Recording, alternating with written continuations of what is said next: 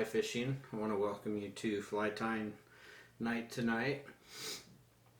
I want to invite you to make sure and like your favorite videos, drop a comment, hit the subscribe button, and the bell as well to receive future notifications of future videos that we release. So tonight we're going to be tying a variation of a Sculpin pattern.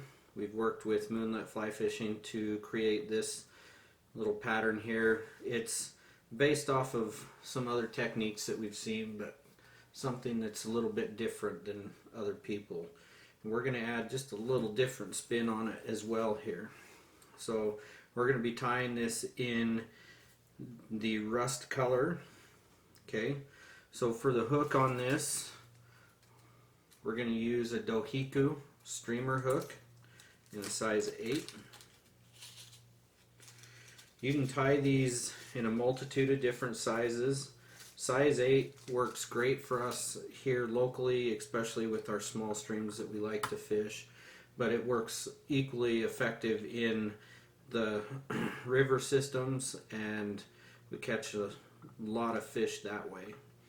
So okay, so we're going to put that hook in here, get it nice and secure.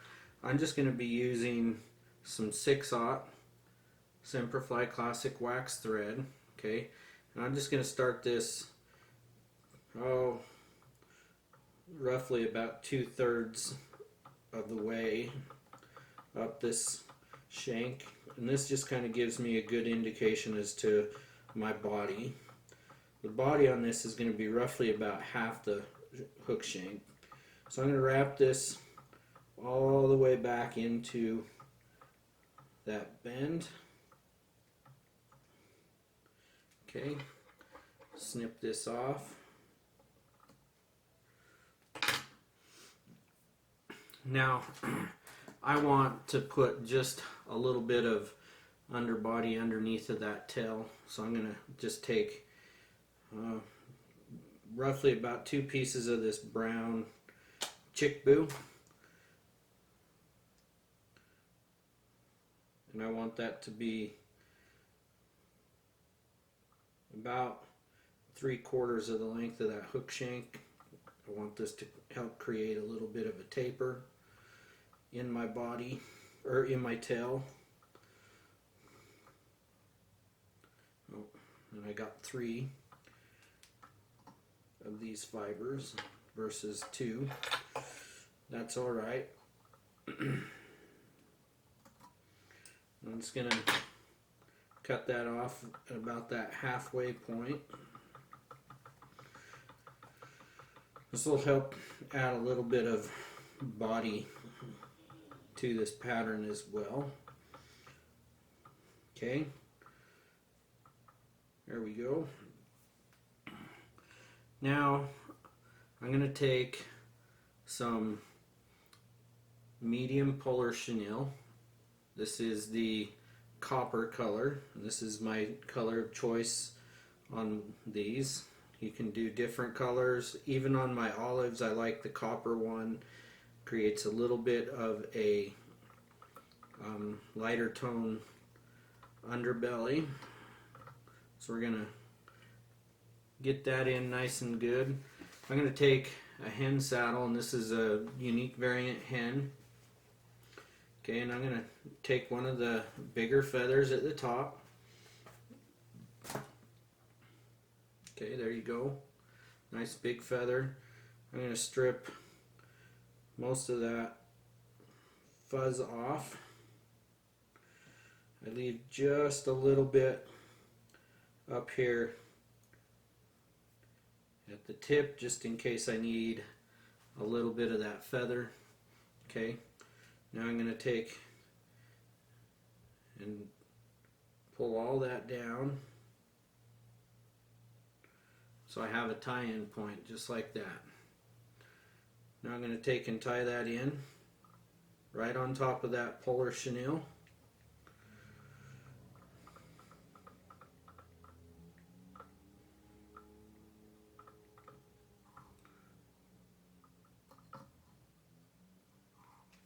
half hitch that. If you have, you don't have to use them. If you've got gator grips work really good here. But you're just going to twist this up.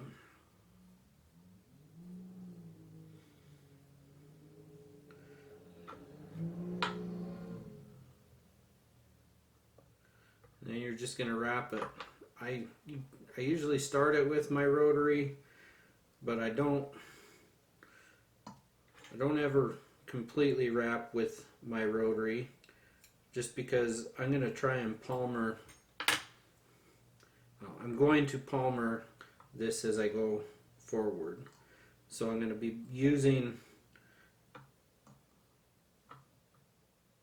this to push those fibers rearward as I'm wrapping. And you can see I've made sure and fluffed out the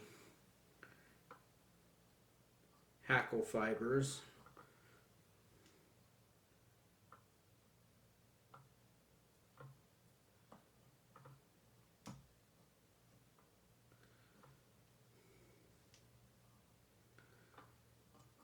Okay, now I've got that. I'll secure that down.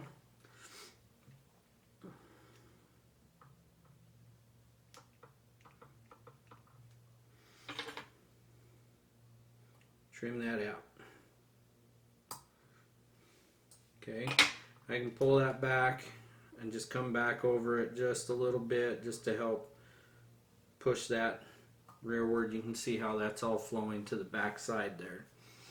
Okay, next I'm going to take another feather out of my hen saddle here. Okay, this is just going to be for a collar here. I don't need as long a feather, but I want it to have just a little more flow in that collar. Strip this fuzz off down here.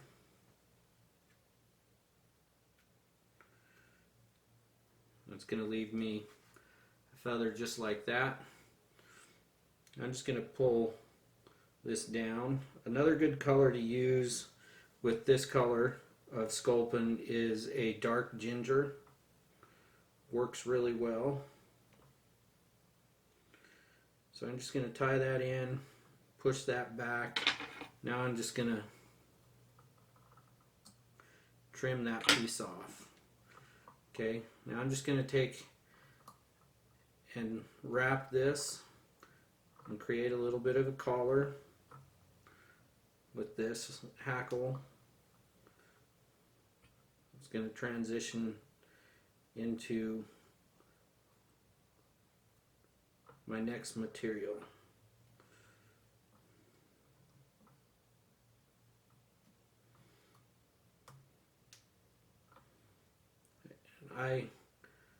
If I can, I use all of it. If I can't, not a big deal. You can see I've still got plenty of hook shank left. Snip that off. Push that back and just come back over the top just again, just so that I can push that rearward some more. Now for the rest of the collar on this, I'm going to use natural pine squirrel strip. Okay, I've already prepped this into this clip. If I have a bread clip, I can use a bread clip. This is the Stone Faux clip here. I'm going to take my other clip. I have these come in a set of 2, but I'm going to take my Swiss CDC tool. It's one I really like. But you can see I put the hide. I put the hide in on my other clip so that when I pull this out I can trim it. So now I'm just going to take and trim this along that hide.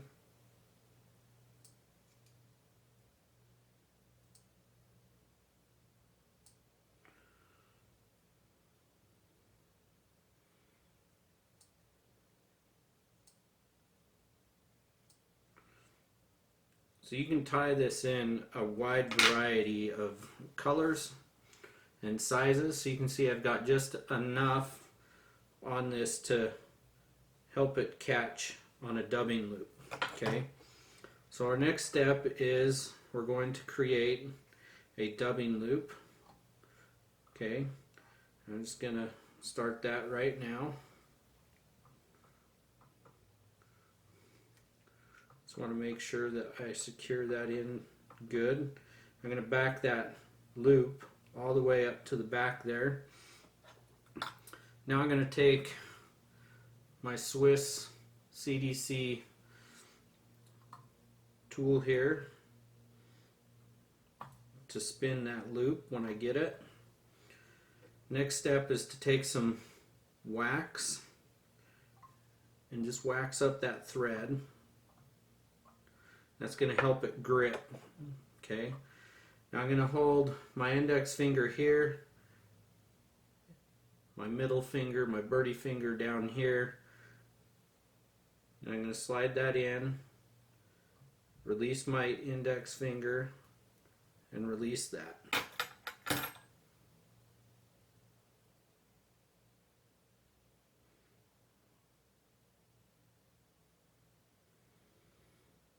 Okay, make sure and push those in. Now I'm going to take my tool here, I'm going to spin it, and you can see it spins that pine squirrel there. I'm just going to take a little dubbing brush and I'm just going to brush it out a little bit. I'll set this off here to the side. Now I'm just going to wrap this and create a palmered effect. Sometimes it's better to wet my fingers just a little bit. And I want to wrap this one wrap on top of the other and pulling that back with each wrap.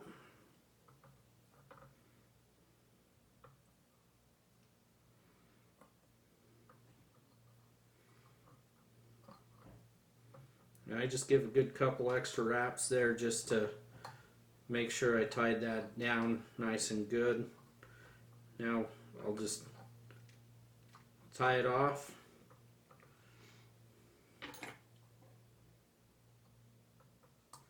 Clip off that remaining there. Okay. Now we've got a nice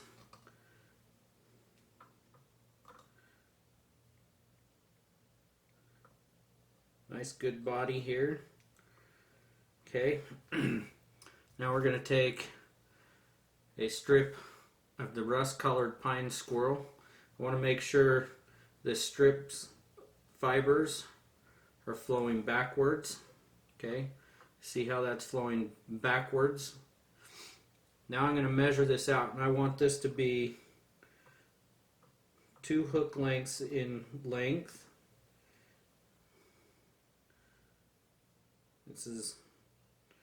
Then I'll separate it. Now I can trim that out without losing the hair. Okay.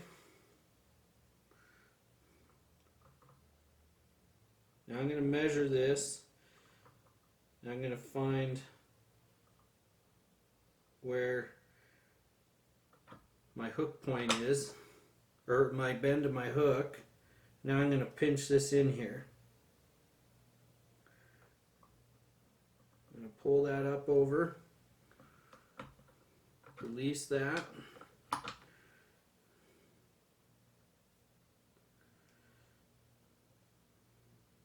Now I'm going to put it back in there.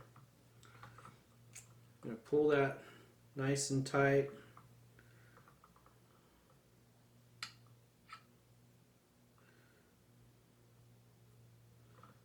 Try and push these fibers down. Now I can take and secure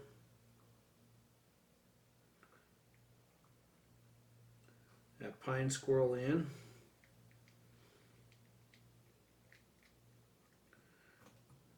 nice and tight here.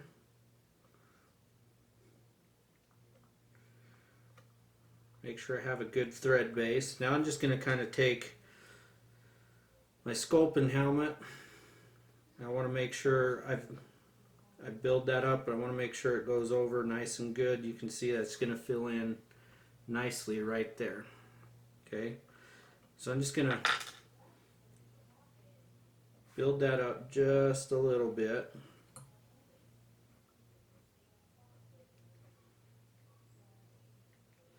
The reason I'm using 6/0 is so that I build up this base nice and fast versus a smaller thread. Now we'll just whip finish this here.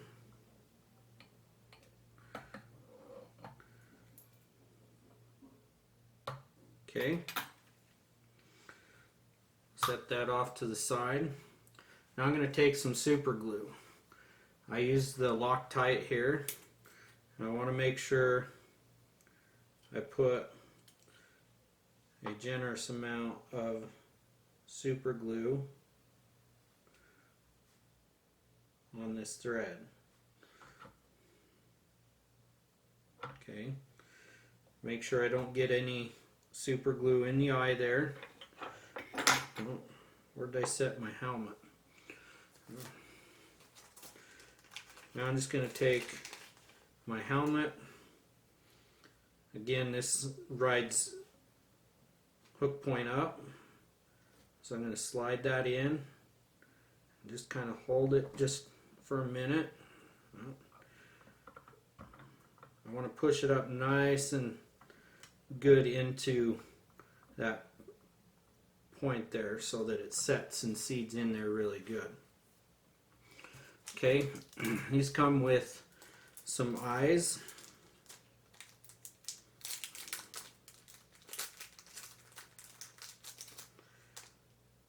Here's the eyes that go with it, and they're just going to fit in these little dimples right there. Okay.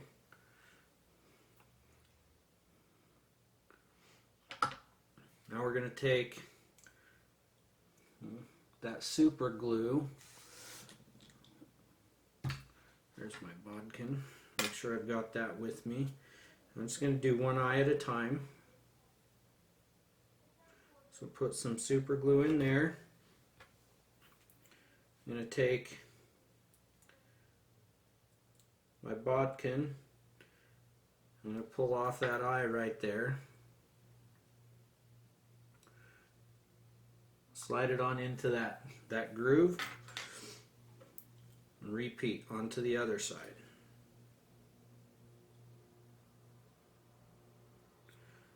Put the super glue in that dimple. Again, I'm going to take this bodkin.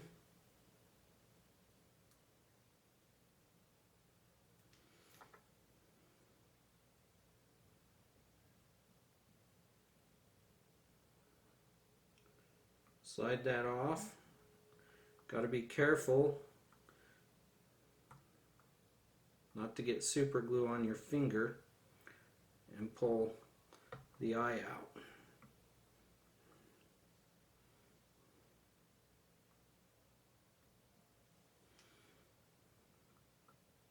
Okay, and there you go. Now it's done. Okay, I just put this little in there just to add a little bit more taper to that tail, add some flow and movement. Works extremely good. This is one of our favorite patterns to fish in the small streams for aggressive trout, and it works just as good fishing for those opportunistic and hungry trout, bigger fish in the rivers. Tie this in a multitude of colors: olives, blacks, the brown natural. You can mix up color combinations too. Also tie it in a variety of sizes. This one's a size 8. You could go to a size 10. You could also tie up to a 2/0 on this pattern. So thank you for watching. Make sure and hit the like button. Drop us a comment. Then hit the subscribe button and the bell to receive future notifications on our videos. And you have a wonderful night.